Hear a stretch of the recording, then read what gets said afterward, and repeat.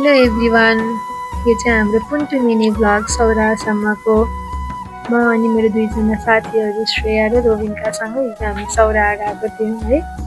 अनि यो चाहिँ जाँदा जाँदैको सनसेटको क्लिप। त्यसपछि हामी हात्ती चोक पुग्यौँ। हात्ती चोकमा भिडियो खिच्दै थियौँ अनि लाइन लागेर 4वटा हात्तीहरू आयो के।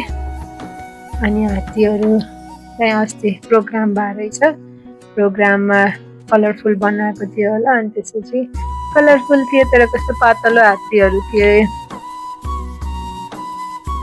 1 फर्स्ट हात्ती,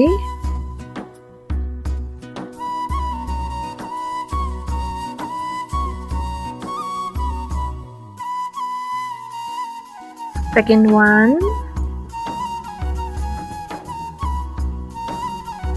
third one, अनि fourth one। अनि यो चाहिँ हामी बसेको होटल चितवन भिलेज रिसोर्ट। अनि हामी यसो रेडी भएर डिनर खान गयौँ है। डिनर चाहिँ हामी बिच, राप्तीको बिचमा समथिङ के त्यो ठाउँको नाम बिर्सेँ।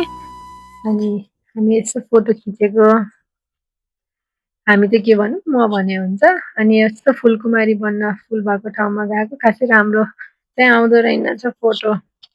अनि त्यहाँबाट फेरि साथीहरूलाई बिरयानी खान जानु पर्यो। अनि फेरि त्यहाँ गएर खाजा अर्डर गरेर कुर्दाखेरि हामीले भिडियो खिचेको। यो चाहिँ कस्तो थमेलको भाइब्स दिइरहेको थियो यो ठाउँमा। अनि यता फुटबल लगाइरहेको थियो। अनि हामी खानेकुरा जति सबै लिएर होटेलमा आयौँ। अनि उनीहरूले चाहिँ यो क्यारियोकी भन्ने चिज गरे अरे। मलाई त खासै आइडिया थिएन।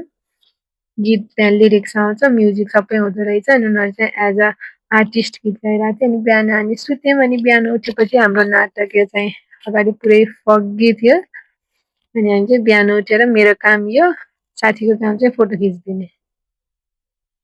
अनि त्यसपछि मेरो फोटो खिचिदिने साथीहरू चाहिँ 3जना।